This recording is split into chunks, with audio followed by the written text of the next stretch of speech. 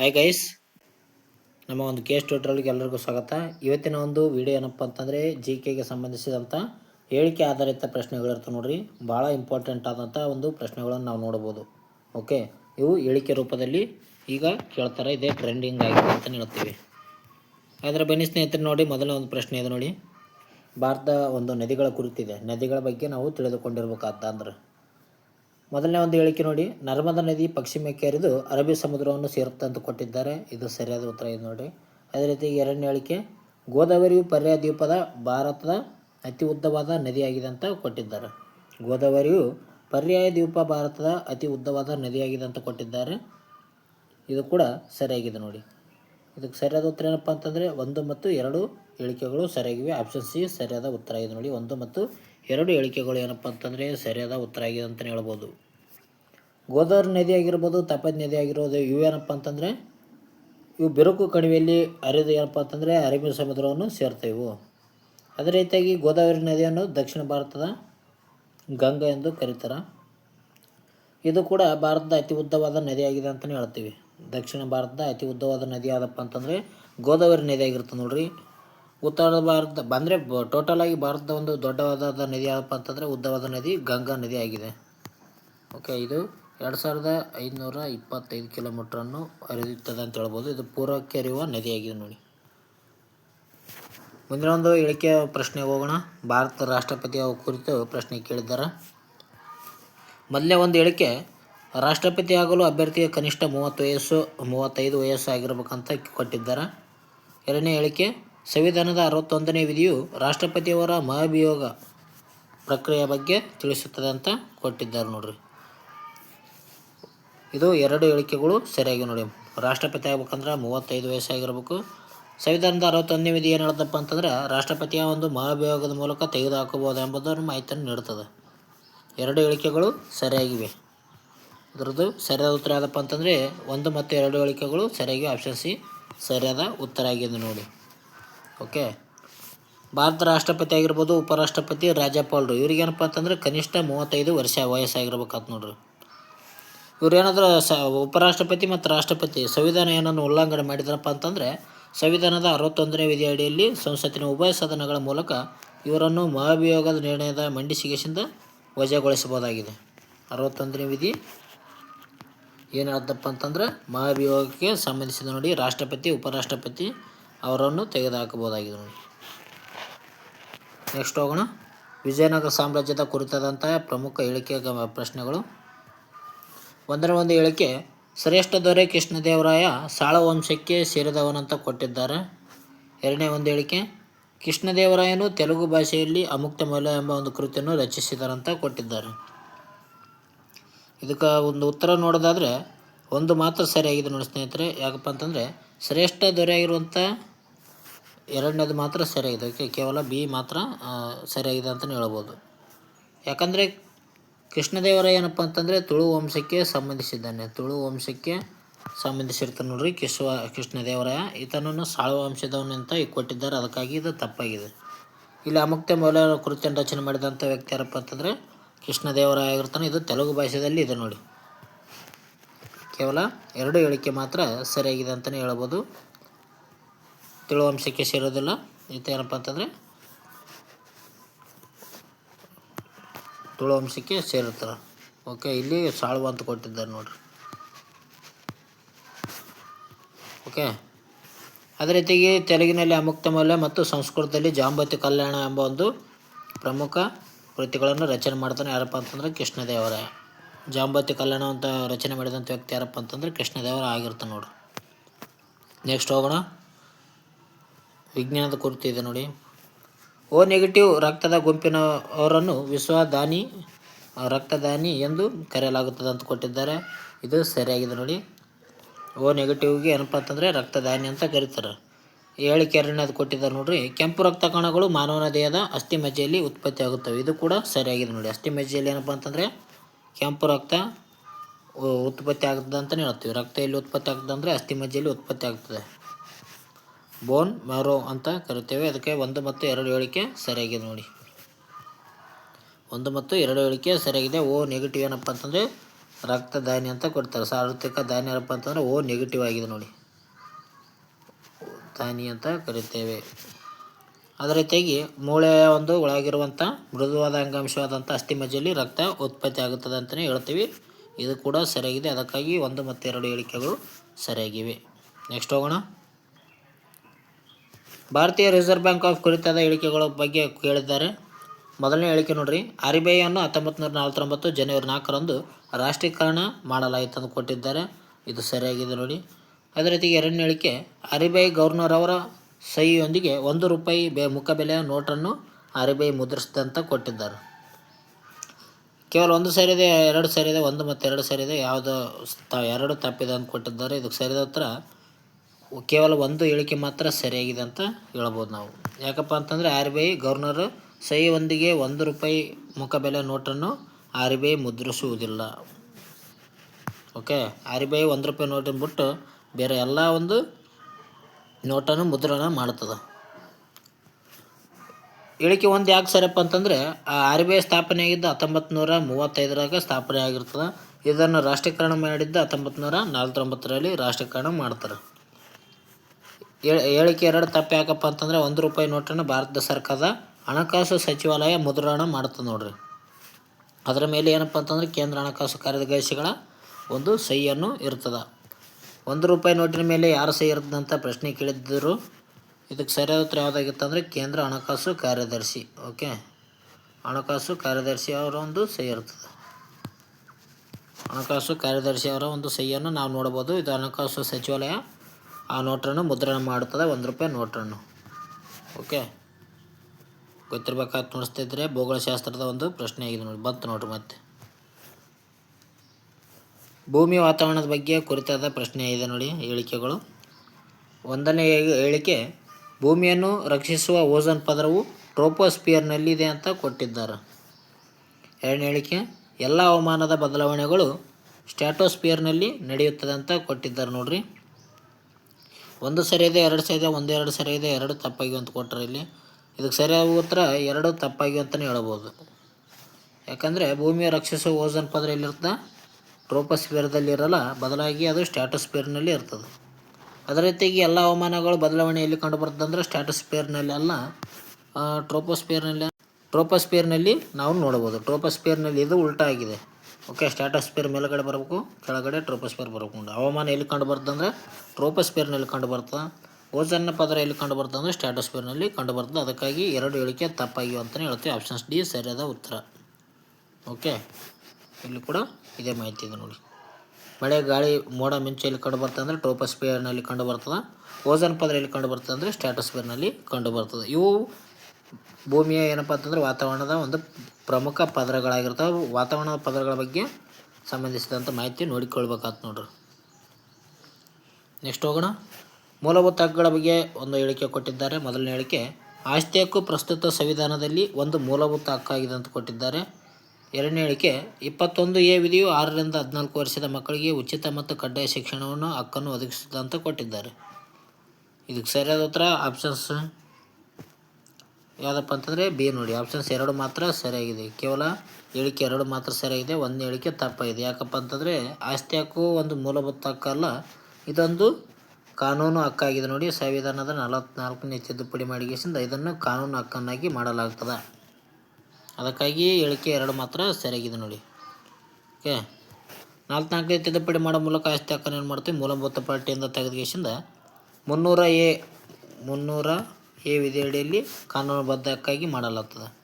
ಅದೇ ರೀತಿಯಾಗಿ 2ನೇ ಹೇಳಿಕೆಯಲ್ಲಿ ಕೊಟ್ಟಿದ್ರು ನೋಡ್ರಿ, 86ನೇ ತಿದ್ದುಪಡಿ ಮೂಲಕ ಏನು ಮಾಡ್ತಾರೆ ಅಂದರೆ 21A ವಿಧಿಯನ್ನು ಸೇರ್ಪಡೆ ಮಾಡಿ 6 ರಿಂದ 14 ವರ್ಷದ ಮಕ್ಕಳಿಗೆ ಕಡ್ಡಾಯವಾಗಿ ಶಿಕ್ಷಣ ನೀಡಬೇಕೆಂಬ ಒಂದು ಮಾಹಿತಿಯನ್ನು ನಾವು ನೋಡ್ಬೋದು 21A ವಿಧಿಯಲ್ಲಿ.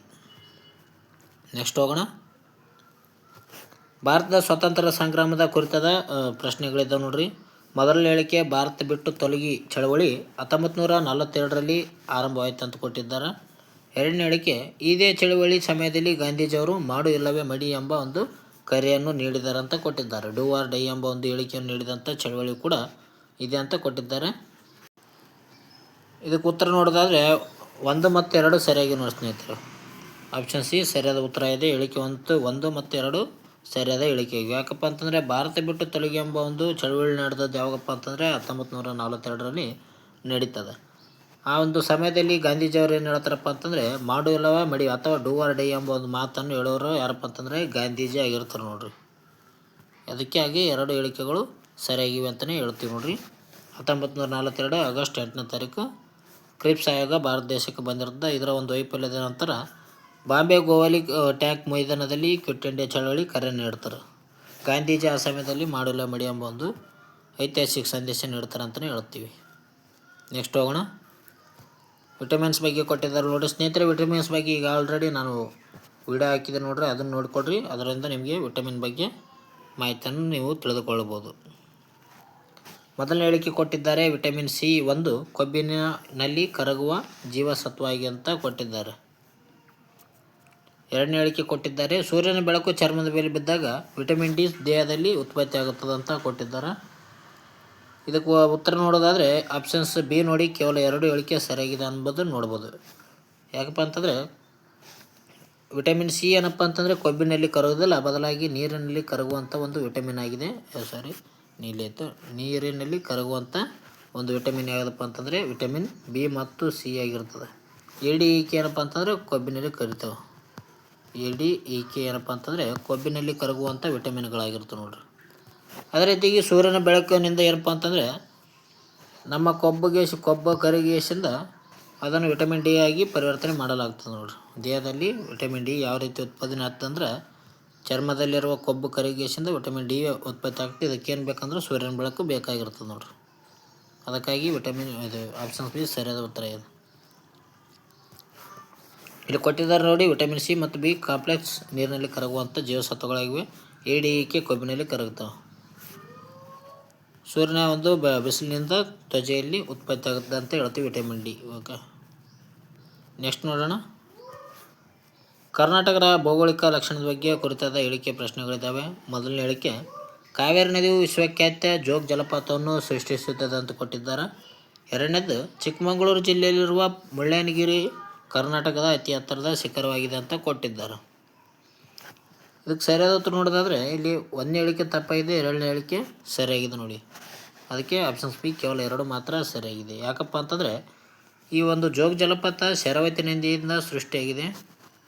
ಶರಾವತಿ ನದಿಯಿಂದ ಸೃಷ್ಟಿಯಾಗಿರುವಂಥ ಒಂದು ಜಲಪಾತ ಯಾವುದಪ್ಪ ಅಂತಂದರೆ ಜೋಗ ಜಲಪಾತ 256 ಕಿಲೋಮೀಟ್ರ್ ಇದೆ. ಓಕೆ, 256 ಮೀಟ್ರ್ ಏನು ಇರ್ಬೋದು. ಅಲ್ಲಷ್ಟು ಏನಂದರೆ ಎತ್ತರದಿಂದ ಜಲಪಾತ ಬೀಳುತ್ತದೆ. ಅದು ಶರಾವತಿ ನದಿಯಿಂದ ಸೃಷ್ಟಿಯಾಗಿದೆ ಜೋಗ ಜಲಪಾತ. ರಾಜ ರಾಣಿ ರೋರೋ ರಾಕೆಟನ್ನು ನಾವು ನೋಡ್ಬೋದು 4 ರೀತಿಯಾಗಿ. ಅದೇ ರೀತಿಯಾಗಿ 2ನೇ ಹೇಳಿಕೆಯಲ್ಲಿ ಚಿಕ್ಕಮಗಳೂರು ಜಿಲ್ಲೆಯಲ್ಲಿ ಮುಳ್ಳಯ್ಯನಗಿರಿ ಕಂಡು ಬರ್ತದೆ. ಇದು ಕರ್ನಾಟಕದ ಅತಿ ಎತ್ತರದ ಶಿಖರ, ಇದು ಕರೆಕ್ಟ್ ಆಗಿದೆ ನೋಡ್ರಿ. ಅದಕ್ಕೆ ಹೇಳಿಕೆ 2 ಮಾತ್ರ ಸರಿಯಾಗಿದೆ ನೋಡಿ. ಇಲ್ಲೂ ಕೂಡ ಅದೇ ಮಾಹಿತಿ ಕೊಟ್ಟಿದ್ದಾರೆ, ಶರಾವತಿ ನದಿಯಿಂದ ಸೃಷ್ಟಿಯಾಗಿರ್ತದೆ. ಅದೇ ರೀತಿಗೆ ಪಶ್ಚಿಮ ಘಟ್ಟದಲ್ಲಿರೋ ಮುಳ್ಳಯ್ಯನಗಿರಿ 1930 ಮೀಟ್ರಷ್ಟು ದೊಡ್ಡದಾಗಿದೆ. ಅದಕ್ಕಾಗಿ ಕರ್ನಾಟಕದ ಅತಿ ಎತ್ತರದ ಒಂದು ಶಿಖರ ಅಂತ ಹೇಳ್ತೀವಿ. ನೆಕ್ಸ್ಟ್ ಹೋಗೋಣ. ಸಂಸತ್ತಿನ ಮೇಲ್ಮನೆಯಾದ ರಾಜ್ಯಸಭೆಯ ಬಗ್ಗೆ ಕೇಳಿದ್ದಾರೆ ನೋಡ್ರಿ. ರಾಜ್ಯಸಭೆಯು ಒಂದು ಕಾಯಂ ಸದನವಾಗಿದ್ದು ಅದನ್ನು ವಿಸರ್ಜಿಸಲು ಸಾಧ್ಯವಿಲ್ಲ. ಇದು ಸರಿಯಾಗಿದೆ. ಅದೇ ರೀತಿ ಇದು 2ನೇ ಹೇಳಿಕೆ ಇದರ 1/3 ಸದಸ್ಯರು ಪ್ರತಿ 3 ವರ್ಷಗಳಿಗೊಮ್ಮೆ ನಿವೃತ್ತರಾಗ್ತಾರೆ ಅಂತ ಕೊಟ್ಟಿದ್ದಾರೆ. ಇದು ತಪ್ಪಾಗಿದೆ ನೋಡಿ. ಇದು ಸರಿಯಾದ ಉತ್ತರ ಯಾವುದಂದರೆ ಆಪ್ಷನ್ ಸಿ ಆಗಿ ಸರಿಯಾದ ಉತ್ತರ. ಕೇವಲ ಹೇಳಿಕೆ 1 ಮಾತ್ರ ಸರಿಯಾಗಿದೆ. ಯಾಕಪ್ಪ ಅಂತಂದರೆ ರಾಜ್ಯಸಭೆ ಒಂದು ಏನಪ್ಪ ಅಂತಂದರೆ ಕಾಯಂ ಸದನ ಆಗಿದೆ, ಹಿರಿಯರ ಸದನ ಅಂತ ಕೂಡ ಕರೀತಾರೆ. ಇದು ಏನಪ್ಪ ಅಂತಂದರೆ ವಿಸರ್ಜಿಸಲು ಸಾಧ್ಯವಾಗಲಾರದಂಥ ಒಂದು ಸದನ ಆಗಿರ್ತದೆ ನೋಡ್ರಿ ರಾಜ್ಯಸಭೆ. ಅದೇ ರೀತಿಯಾಗಿ ಇದರಲ್ಲಿ 1/3 ಜನರನ್ನು ಪ್ರತಿ 2 ವರ್ಷಗಳಿಗೊಮ್ಮೆ ನಿವೃತ್ತಿ ಪಡೀತಾರೆ. ಎಷ್ಟು ವರ್ಷ? 2 ವರ್ಷಗಳಿಗೊಮ್ಮೆ ನಿವೃತ್ತಿ ಪಡಿತಾರೆ. ಇಲ್ಲಿ ಎಷ್ಟು ಕೊಟ್ಟಿದ್ದಾರೆ? 3 ವರ್ಷಗಳಂತ ಕೊಟ್ಟಿದ್ದಾರೆ. ಅದಕ್ಕಾಗಿ ಈ ಒಂದು ಹೇಳಿಕೆ ತಪ್ಪಾಗಿದೆ ನೋಡಿ. ಓಕೆ, ಅದಕ್ಕಾಗಿ ಈ ಒಂದು ಹೇಳಿಕೆ ತಪ್ಪಾಗಿದೆ. ಹೇಳಿಕೆ 1 ಮಾತ್ರ ಸರಿ ನೋಡ್ರಿ. ಹೇಳಿಕೆ 1 ಮಾತ್ರ ಸರಿಯಾಗಿದೆ ಅಂತ ಹೇಳ್ಬೋದು. ಪ್ರತಿ 2 ವರ್ಷಕ್ಕೊಮ್ಮೆ 1/3 ನಿವೃತ್ತಿ ಹೊಂದುತ್ತಾರೆ. ರಾಜ್ಯಸಭೆ ಸದಸ್ಯರ ಅಧಿಕಾರಾವಧಿ ಕೇಳಿದ್ದಾರೆ ನೋಡ್ರಿ. ರಾಜ್ಯಸಭೆ ಸದಸ್ಯರ ಅಧಿಕಾರಾವಧಿ 6 ವರ್ಷ ಆಗಿರ್ತದೆ. ರಾಜ್ಯಸಭೆ ಸದಸ್ಯರ ಅಧಿಕಾರಾವಧಿ 6 ವರ್ಷ ಆಗಿರುತ್ತೆ ನೋಡ್ರಿ. ನೆಕ್ಸ್ಟ್ ಭಾರತದ ತೆರಿಗೆ ವ್ಯವಸ್ಥೆ ಬಗ್ಗೆ ಹೇಳಿಕೆ ರೂಪದ ಪ್ರಶ್ನೆ ಕೊಟ್ಟಿದ್ದಾರೆ. ಒಂದನೇ ಹೇಳಿಕೆ ಸರಕು ಮತ್ತು ಸೇವಾ ತೆರಿಗೆ ಒಂದು ನೇರ ತೆರಿಗೆ ಉದಾಹರಣೆಯಾಗಿದೆ ಅಂತಲೇ ಹೇಳ್ಬೋದು. ಅದೇ ರೀತಿಯಾಗಿ ಎರಡನೇ ಹೇಳಿಕೆ ಕೊಟ್ಟಿದ್ದಾರೆ, ಆದಾಯ ತೆರಿಗೆಯು ಒಂದು ಪರೋಕ್ಷ ತೆರಿಗೆಯಾಗಿದೆ ಅಂತ ಕೊಟ್ಟಿದ್ದಾರೆ. ಇದಕ್ಕೆ ಉತ್ತರ ನೋಡೋದಾದರೆ ಆಪ್ಷನ್ಸ್ ಡಿ ನೋಡಿ, ಎರಡು ಹೇಳಿಕೆಗಳು ತಪ್ಪಾಗಿವೆ. ಯಾಕಪ್ಪ ಅಂತಂದರೆ ಇವು ಅದಲು ಬದಲು ಮಾಡಲಾಗಿದೆ ನೋಡಿ. ಅಂದರೆ ಸರಕು ಮೇಲೆ ಅಂದರೆ GST ಏನಪ್ಪ ಅಂತಂದರೆ ಇದೊಂದು ಪರೋಕ್ಷ ತೆರಿಗೆಯಾಗಿದೆ. ಓಕೆ, GST ಎಂಬುದು ಏನಪ್ಪ ಅಂತಂದರೆ ಒಂದು ಪರೋಕ್ಷ ತೆರಿಗೆ. ಅದು ಪರೋಕ್ಷ ತೆರಿಗೆ ಆದಪ್ಪ ಅಂತಂದ್ರೆ GST ಆಗಿದೆ. ಅದೇ ರೀತಿಗೆ ಆದಾಯ ತೆರಿಗೆ ಏನಪ್ಪ ಅಂತಂದರೆ ಇದೊಂದು ನೇರ ತೆರಿಗೆ ಆಗಿದೆ. ಇದೊಂದು ಪರೋಕ್ಷ ತೆರಿಗೆ ಅಲ್ಲ, ನೇರ ತೆರಿಗೆ ಆಗಿದೆ. ಇದೊಂದು ನೇರ ತೆರಿಗೆ ಅಂತಲೇ ಹೇಳ್ತೀವಿ, ಆದಾಯ ತೆರಿಗೆ. ಅದಕ್ಕಾಗಿ 1 ಮತ್ತು 2 ಹೇಳಿಕೆಗಳು ತಪ್ಪಾಗಿವೆ ನೋಡಿ. ಆಪ್ಷನ್ಸ್ ಡಿ 2 ಹೇಳಿಕೆಗಳು ತಪ್ಪಾಗಿವೆ. ಇದು ಹೇಳಿರೋ ಮಾಹಿತಿನೇ ಇಲ್ಲಿದೆ ನೋಡಿ. ನೆಕ್ಸ್ಟ್, ರಾಷ್ಟ್ರೀಯ ಉದ್ಯಾನವನಗಳ ಬಗ್ಗೆ ಸಂಬಂಧಿಸಿದಂಥ ಮಾಹಿತಿ ಇದೆ. ಒಂದನೇ ಒಂದು ಹೇಳಿಕೆ, ಬಂಡೀಪುರ ರಾಷ್ಟ್ರೀಯ ಉದ್ಯಾನವನವು ಕರ್ನಾಟಕ ರಾಜ್ಯದಲ್ಲಿ ಕಂಡುಬರುತ್ತದೆ ಅಂತ ಕೊಟ್ಟಿದ್ದಾರೆ. ಎರಡನೇ ಹೇಳಿಕೆ, ಅಸ್ಸಾಂನ ಕಾಂಜಿರಂಗ ರಾಷ್ಟ್ರೀಯ ಉದ್ಯಾನವನವು ಏಷ್ಯಾಟಿಕ್ ಸಿಂಹಗಳಿಗೆ ಪ್ರಸಿದ್ಧವಾಗಿದೆ ಅಂತ ಕೊಟ್ಟಿದ್ದಾರೆ. ಇದಕ್ಕೆ ಸರಿಯಾದ ಉತ್ತರ ಏನಪ್ಪ ಅಂತಂದರೆ ಒಂದು ಮಾತ್ರ ಸರಿಯಾಗಿದೆ ನೋಡಿ. ಕೇವಲ ಒಂದು ಮಾತ್ರ ಸರಿಯಾಗಿದೆ. ಯಾಕಪ್ಪ ಅಂತಂದರೆ ಕರ್ನಾಟಕದಲ್ಲಿ ಏನಪ್ಪ ಅಂತಂದರೆ 5 ರಾಷ್ಟ್ರೀಯ ಉದ್ಯಾನವನಗಳು ಕಂಡು ಬರ್ತಾವೆ. ಅದರಲ್ಲಿ ಬಂಡೀಪುರ ರಾಷ್ಟ್ರೀಯ ಉದ್ಯಾನವನ ಕೂಡ ಪ್ರಮುಖ ಪಡೆದುಕೊಂಡಿದೆ ಅಂತಲೇ ಹೇಳ್ತೀವಿ.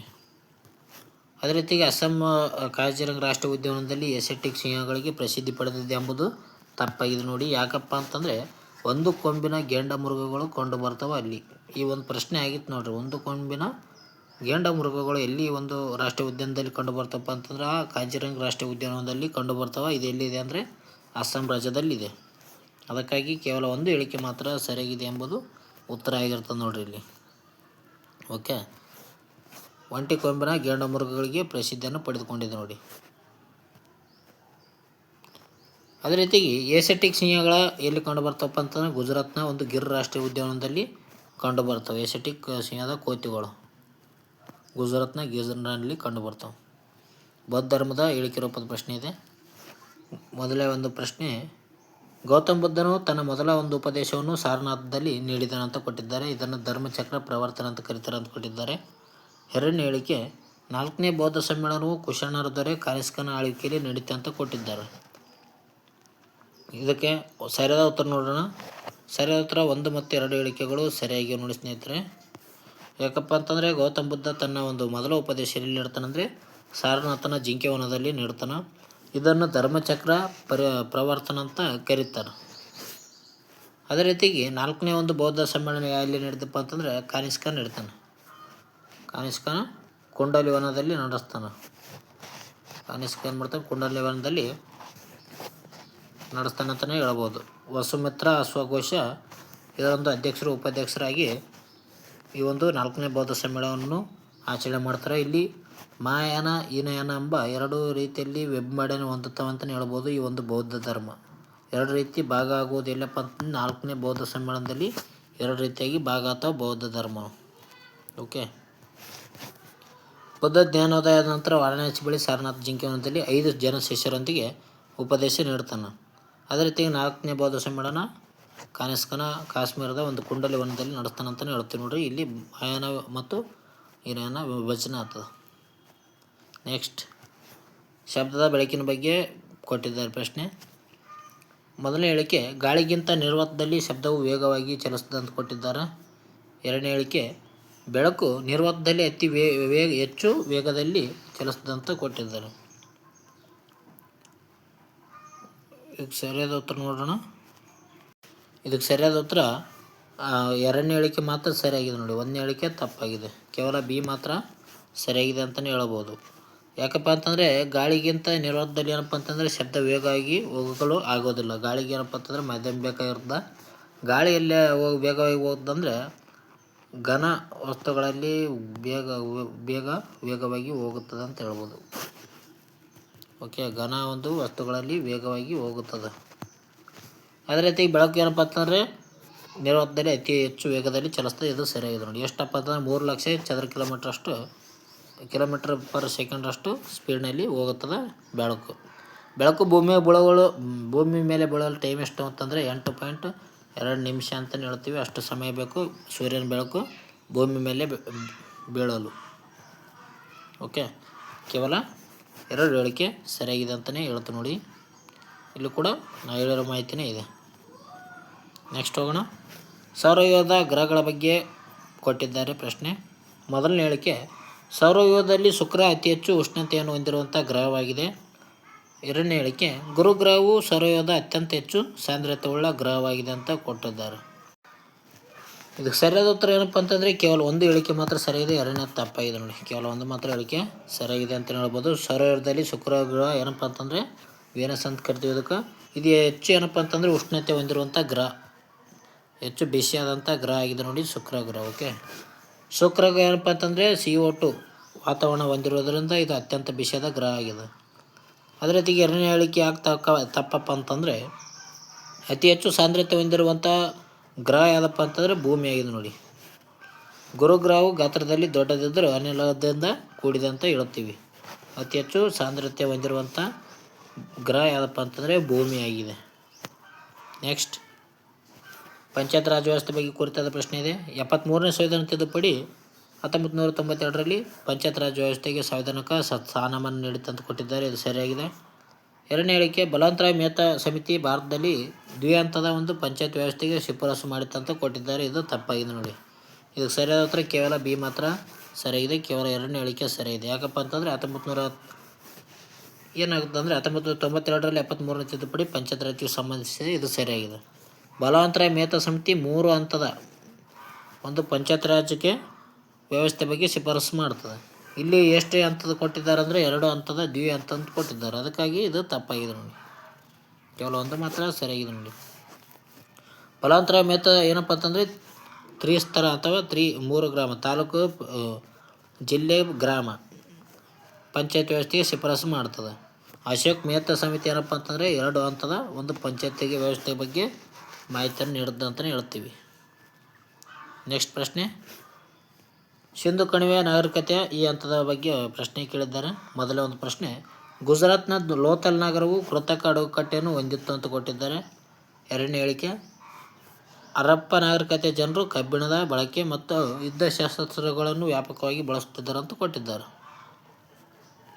ಇದು ಕೂಡ ಹೇಳಿಕೆ 1 ಮಾತ್ರ ಸರಿಯಾಗಿದೆ. ಹೇಳಿಕೆ 2 ತಪ್ಪಾಗಿದೆ ನೋಡಿ. ಕೇವಲ 2 ಮಾತ್ರ ಸರಿಯಾಗಿದೆ. ಅದಕ್ಕಾಗಿ ಕೇವಲ 1 ಮಾತ್ರ ಸರಿಯಾಗಿದೆ. ಅದಕ್ಕಾಗಿ ಆಪ್ಷನ್ ಸಿ ಸರಿಯಾದ ಉತ್ತರ ಇದೆ. ಯಾಕಪ್ಪ ಅಂತಂದರೆ ಗುಜರಾತ್ನಲ್ಲಿ ಲೋಥಲ್ ಏನಪ್ಪ ಅಂತಂದರೆ ಒಂದು ಬಂದರಾಗಿರುತ್ತೆ, ಅಂದರೆ ಅಡುಗೆಕಟ್ಟೆಯ ಒಂದು ಬಂದರಾಗಿರುತ್ತೆ ಅಂತ ಹೇಳ್ತೀವಿ. ಇಲ್ಲೇಶಿಂದ ಅವರು ಆಮದು ರಫ್ತು ಮಾಡ್ತಿರ್ತಾರೆ ಆ ಒಂದು ಜನರು. ಹರಪ್ಪ ನಾಗರಿಕತೆ ಜನರು ಏನಪ್ಪ ಅಂತಂದರೆ ಕಬ್ಬಿಣದ ಯುದ್ಧಶಸ್ತ್ರ ಬಗ್ಗೆ ಅವರಿಗೆ ಬಳಸ್ತಿರಲ್ಲ. ಓಕೆ, ಸಿಂಧು ನಾಗರಿಕತೆ ಒಂದು ಕಂಚಿನ ಯುಗಕ್ಕೆ ಸೇರಿದ್ದಾಗಿದೆ. ಆ ಜನರ ಕಬ್ಬಿಣದ ಒಂದು ಪರಿಚಯನೇ ಕಂಡು ಬರಲ್ಲ. ಅದಕ್ಕಾಗಿ ಹೇಳಿಕೆ 2 ತಪ್ಪಾಗಿದೆ ನೋಡಿ. ನೆಕ್ಸ್ಟ್, ಅಂತಾರಾಷ್ಟ್ರೀಯ ಪರಿಸರ ಬಗ್ಗೆ ಕೇಳಿದ್ದಾರೆ. ಕ್ಯೋಟೋ ಪ್ರೋಟೋಕಾಲ್ ಜಾಗತಿಕ ತಾಪಮಾನವನ್ನು ನಿಯಂತ್ರಿಸುವಂಥ ಗುರಿಯನ್ನು ಹೊಂದಿದೆ ಅಂತ ಕೊಟ್ಟಿದ್ದಾರೆ. ಎರಡನೇ ಒಂದು ಹೇಳಿಕೆ, ರಾಮ್ಸರ್ ಸಮ್ಮೇಳನವು ಅಂತಾರಾಷ್ಟ್ರೀಯ ಜೌಗು ಪ್ರದೇಶವನ್ನು ಸಂರಕ್ಷಿಸುವ ಉದ್ದೇಶವನ್ನು ಹೊಂದಿದೆ ಅಂತ ಕೊಟ್ಟಿದ್ದಾರೆ. ಇದು ಕೂಡ ನೋಡಿರಿ, ಇಲ್ಲಿ ಉತ್ತರ ನೋಡೋದಾದರೆ 1 ಮತ್ತು 2 ಹೇಳಿಕೆ ಸರಿಯಾಗಿ ನೋಡಿ. ಕ್ಯೋಟೋ ಪ್ರೋಟೋಕಾಲ್ ಏನಪ್ಪ ಅಂತಂದರೆ ತಾಪಮಾನ ಬಗ್ಗೆ ನಾವು ಮಾಹಿತಿಯನ್ನು ನೋಡ್ಬೋದು. ಸರಿಯಾದ ಉತ್ತರ 1 ಮತ್ತು 2 ಆಗಿದೆ ನೋಡಿ. ಓಕೆ, 1997ರಲ್ಲಿ ಏನಪ್ಪ ಅಂತಂದರೆ ಹಸಿರುಮನೆ ಅನಿಲಗಳ ಹೊರಸೂಸುವಿಕೆಯನ್ನು ಕಡಿಮೆ ಮಾಡಲು ರೂಪಿಸಿದಂಥ ಒಪ್ಪಂದ ಯಾವುದಪ್ಪ ಅಂತಂದರೆ ಕ್ಯೋಟೋ ಪ್ರೋಟೋಕಾಲ್ ಅಂತ ಹೇಳ್ತೀವಿ. ಅದೇ ರೀತಿಯಾಗಿ 1971ರಲ್ಲಿ ಇರಾನ್ನ ಒಂದು ರಾಮ್ಸರ್ನ ಜೌಗು ಪ್ರದೇಶಗಳ ಸಂರಕ್ಷಣೆಗೆ ಸಹಿ ಮಾಡಲಾಗುತ್ತದೆ. ಆವಾಗಲೇಶಿಂದ ಏನಪ್ಪ ಅಂತಂದರೆ ಈ ಒಂದು ರಾಮ್ಸರ್ ಜೌಗು ಪ್ರದೇಶದ ಬಗ್ಗೆ ರಾಮ್ಸರ್ ದಿನವನ್ನು ಕೂಡ ಆಚರಣೆ ಮಾಡ್ತಾರೆ. ಹಾಗಾದರೆ ರಾಮ್ಸರ್ ದಿನ ಯಾವ ಒಂದು ದಿನಾಂಕದಂದು ಆಚರಣೆ ಮಾಡ್ತಾರಂತ ಕಾಮೆಂಟ್ ಮೂಲಕ ತಿಳಿಸಿ. ಓಕೆ, ರಾಮ್ಸರ್ ದಿನವನ್ನು ಯಾವಾಗ ಆಚರಿಸ್ತಾರಂತ ಕಮೆಂಟ್ ಮೂಲಕ ತಿಳಿಸಿ. ಕೊನೆಯ ಪ್ರಶ್ನೆ ಇದೆ ನೋಡಿ, ಕರ್ನಾಟಕ ಸಾಹಿತ್ಯ ಮತ್ತು ಇತಿಹಾಸ ಬಗ್ಗೆ ಪ್ರಶ್ನೆ ಇದೆ. ಮೊದಲನೇ ಹೇಳಿಕೆ, ಹಾಸನ ಜಿಲ್ಲೆಯಲ್ಲಿ ದೊರೆತ ಕದಂಬರ ಹಲ್ಮಿಡಿ ಶಾಸನವು ಕನ್ನಡದ ಮೊದಲ ಶಾಸನವಾಗಿದೆ ಅಂತ ಕೊಟ್ಟಿದ್ದಾರೆ. ಎರಡನೇ ಒಂದು ಹೇಳಿಕೆ, ಕನ್ನಡದ ಮೊದಲ ಉಪಲಬ್ಧ ಗ್ರಂಥವಾದ ಕವಿರಾಜ ಮಾರ್ಗವನ್ನು ಆದಿಕವಿ ಪಂಪನು ರಚಿಸಿದಾರಂತ ಕೊಟ್ಟಿದ್ದಾರೆ. ಈ ಉತ್ತರವನ್ನು ಏನಪ್ಪ ಅಂತಂದರೆ ಕಮೆಂಟ್ ಮೂಲಕ ನೀವು ತಿಳಿಸಿ. 2 ಪ್ರಶ್ನೆಗಳನ್ನು ಕೊಟ್ಟಿದ್ದೀನಿ. ಆ ಒಂದು 2 ಪ್ರಶ್ನೆಗಳನ್ನು ಕಮೆಂಟ್ ಮೂಲಕ ತಿಳಿಸಿ. ಮೊದಲೇ ಒಂದು ಪ್ರಶ್ನೆ ಯಾವುದಪ್ಪ ಅಂತಂದರೆ ವಿಶ್ವ ಜೌಗು ದಿನವನ್ನು ಯಾವಾಗ ಆಚರಣೆ ಮಾಡ್ತೀವಿ ಅಂತ ಪ್ರಶ್ನೆ ಇದೆ. ಆ ಒಂದು ಪ್ರಶ್ನೆಗೆ ಕ್ವಶನ್ ನಂಬರ್ 1 ಅಂತ ಹಾಕಿ ಉತ್ತರ ಹೇಳಿ. ಕ್ವಶನ್ ನಂಬರ್ 2 ಅಂತ ಹಾಕಿಗೆಸಿಂದ ಈ ಒಂದು ಪ್ರಶ್ನೆಗೆ ಹೇಳಿಕೆ ರೂಪದ ಪ್ರಶ್ನೆಗೆ ಉತ್ತರವನ್ನು ಹೇಳಿ. ಓಕೆ, 20ನೇ ಒಂದು ಪ್ರಶ್ನೆಗೆ ಉತ್ತರವನ್ನು ಹೇಳಿ. ಸ್ನೇಹಿತರೆ, ಈ ಒಂದು ವಿಡಿಯೋ ಎಷ್ಟಾಗಿತ್ತು ಅಂದರೆ ಲೈಕ್ ಮಾಡಿ. ಈ ರೀತಿಯಾಗಿ ಓದೋದ್ರಿಂದ ಏನಾಗುತ್ತೆ ಅಂದರೆ ನಮಗೆ ಹೆಚ್ಚಿನ ಒಂದು ಜ್ಞಾನ ಹೋಗುತ್ತೆ ಅಂತಲೇ ಹೇಳ್ಬೋದು. ಓಕೆ, ಎರಡೆರಡು ರೀತಿಯ ಮಾಹಿತಿಯನ್ನು ನಾವು ಈ ಒಂದು ವಿಡಿಯೋದಲ್ಲಿ ಭಾಳಷ್ಟು ಮಾಹಿತಿಯನ್ನು ಪಡೆದುಕೊಂಡಿವಿ. ಓಕೆ, ಒಂದೇ ವಿಡಿಯೋದಲ್ಲಿ ನಾವು ಬರೀ ಆನ್ಲೈನರ್ ಕ್ವಶನ್ ಕೇಳಿದರೆ ಒಂದೇ ಮಾಹಿತಿ ಗೊತ್ತಾಗ್ತಿತ್ತು. ಇಲ್ಲಿ ಎರಡೆರಡು ರೀತಿ ಅಂತ ಹೇಳಿಕೆ ರೂಪ ಆಧಾರಿತ ರೀತಿಯಲ್ಲಿ ನಾವು ಕ್ವಶನ್ ಕೇಳಿದ್ದೀವಿ. ಇದರಿಂದ ಏನಾಗುತ್ತಪ್ಪ ಅಂತಂದರೆ ನಮ್ಮ ಒಂದು ಏನು ತಪ್ಪನ್ನು ಕಂಡುಹಿಡಿಯುವಂಥ ಸಾಮರ್ಥ್ಯ ವೃದ್ಧಿ ಆಗ್ತದೆ. ಯಾವುದು ಸರಿ ಯಾವುದು ತಪ್ಪು ಎಂಬುದು ನಾವು ಇಲ್ಲಿ ಕಂಡುಹಿಡಿಬೋದು. ಅದೇ ರೀತಿಯಾಗಿ ಮುಂದೆ ಎಕ್ಸಾಮ್ನಲ್ಲಿ ಕೂಡ ಈ ಒಂದು ತಪ್ಪಾಗಲಾರ್ದತೆಯಲ್ಲಿ ನೋಡಿಕೊಳ್ಳಬೋದು. ಅದಕ್ಕಾಗಿ ಈ ರೀತಿಯಾದಂಥ ಒಂದು ಪ್ರಶ್ನೆ ಇದೆ. ಈ ಒಂದು ಪ್ರಶ್ನೆಗಳು ನಿಮ್ಗೆ ಇಷ್ಟ ಆದರೆ ಕಮೆಂಟ್ ಮಾಡಿರಿ, ಶೇರ್ ಮಾಡಿ, ಸಬ್ಸ್ಕ್ರೈಬ್ ಮಾಡಿರಿ. ನಿಮ್ಮ ಸ್ನೇಹಿತರು ಕೂಡ ಶೇರ್ ಮಾಡಿರಿ. ಕಾಮೆಂಟ್ನಲ್ಲಿ ನಿಮ್ಮ ಅಭಿಪ್ರಾಯವನ್ನು ತಿಳಿಸಿ. ಈ ಒಂದು ವಿಡಿಯೋ ಯಾವ ರೀತಿಯಾಗಿದೆ, ಚೆನ್ನಾಗಿದೆಪ್ಪ ಅಂತಂದರೆ ಇದನ್ನು ಕಂಟಿನ್ಯೂ ಮಾಡೋಣ. ಓಕೆ ಸ್ನೇಹಿತರೆ, ಮುಂದಿನ ವಿಡಿಯೋದಲ್ಲಿ ಸಿಗೋಣ. ಟೇಕ್ ಕೇರ್, ಬಾಯ್. ಓಕೆ, ಆ ಒಂದು ಕ್ವಶನ್ಗಳಿಗೆ ಆನ್ಸರನ್ನು ಹೇಳಿ, ಆನ್ಸರ್ ಮಾಡಿರಿ. ಓಕೆ ಸ್ನೇಹಿತರೆ, ಟೇಕ್ ಕೇರ್, ಬಾಯ್. ಮುಂದಿನ ವಿಡಿಯೋದಲ್ಲಿ ಸಿಗೋಣ.